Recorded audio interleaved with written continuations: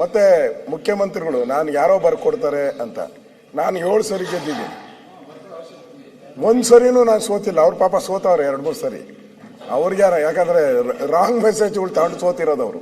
Okay, wrong ಮೆಸೇಜ್ಗಳು. ನಾನು ಸೋತ ಇಲ್ಲ. ಓಕೆ, ಅದರಿಂದ ಶಿವಕುಮಾರ್ ಅವರೇ, ನೀವು ಸೋತಿಲ್ಲ. ಸೋತಿದ್ದಾರೆ ಒಂದ್ಸಾರಿ.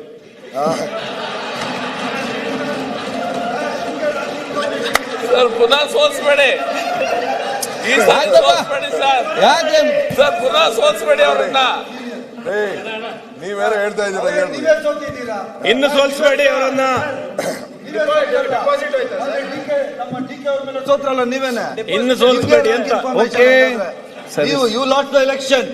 ಸರಿ, ಮುಂದುವರಿಸಲಿ. ಇಲ್ಲ, ನಾನು ಯಾವ ಸಂಗಮೇಶ್ ಪ್ಲೀಸ್ ಒಮ್ಮೆ ಕೂತ್ಕೊಳ್ಳಿ. ಸಂಗಮೇಶ್ ಕೂತ್ಕೊಳ್ಳಿ. ಸರ್ ಈ ಮಹಾತ್ಮ ಗಾಂಧಿ ಕೊಂದವರು. ಆಯ್ತಪ್ಪ, ಕೂತ್ಕೊಳ್ಳಿ ಮಾಡಿ. ಅವ್ರು ನೀವು ಒಂದು ಸರಿಯಾಗಿಲ್ಲ. ಪಾಕಿಸ್ತಾನ ಹೇಳ್ಬೇಕನ್ನ. ಕೂತ್ಕೊಳ್ಳಿ. ಆಯ್ತು ಅಧ್ಯಕ್ಷರೇ, ಈಗ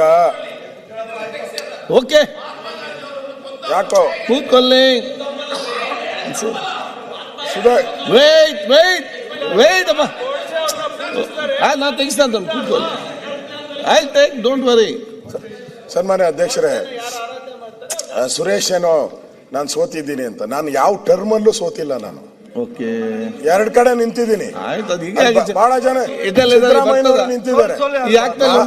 ಅಲ್ಲ, ಅವ್ರು ಕೇಳಿದ್ರೆ ಸೋತ್ರು ಅಂತ ಹೇಳಿದೆ. ಇಲ್ಲ, ನಾನು ಯಾವ ಟರ್ಮಲ್ಲೂ ಕೂಡ ಯಾವ ವಿಧಾನಸಭೆ, ಒಂದು ವಿಧಾನಸಭೆನೂ ಮಿಸ್ ಆಗಿಲ್ಲ. ನಾನು ಫಸ್ಟ್ 97 ಇಂದ ಇದುವರೆಗೂ ಒಂದು ವಿಧಾನಸಭೆನೂ ಮಿಸ್ ಆಗಿಲ್ಲ. ಓಕೆ, 2 ಕಡೆ 3 ಕಡೆ 4 ಕಡೆ ಸ್ಪರ್ಧೆ ಮಾಡಿರ್ಬೋದು ನಾನು, ಅದು ಬೇರೆ ಪ್ರಶ್ನೆ. ಆದ್ರೆ CM ಅವರು ಕರೆಕ್ಟಾಗಿ ಹೇಳಿದ್ರು. ನಾನೇನೋ ಅವ್ರಿಗೆ ಶಿವಕುಮಾರ್ ಅವ್ರಿಗೆ ಸ್ವಲ್ಪ ಸ್ಕೋಪ್ ಕೊಡೋಣ ಅಂದ್ರೆ ಇಲ್ಲ ಅವ್ನು ಸೋತಿದ್ದಾನೆ ಅಂದ್ರು. ಯಾಕೆ ಸೋತಿದ್ದಾರೆ? ಆಯ್ತಪ್ಪ, ನೆನ್ನೆ ನೋಡಿದ್ರೆ ಆಲ ಅಂತ ಹೇಳಿದ್ರು. ನಾನು ಫಸ್ಟ್ ಹಾಲು ಅಂದೆ. ಹಾಲಿತ್ತು, ಮನುಷ್ಯ 2.5 ವರ್ಷ ಹಾಲಿತ್ತು. 2.5 ನವೆಂಬರ್ ಆದ್ಮೇಲೆ ಹಾಲ ಆಗೋಯ್ತು ಅಂತ ಹೇಳಿದೆ ಅಷ್ಟೇ. ನಾನು ಹಾಲಂತಾನೆ ಹೇಳಿದ್ದೀನಿ.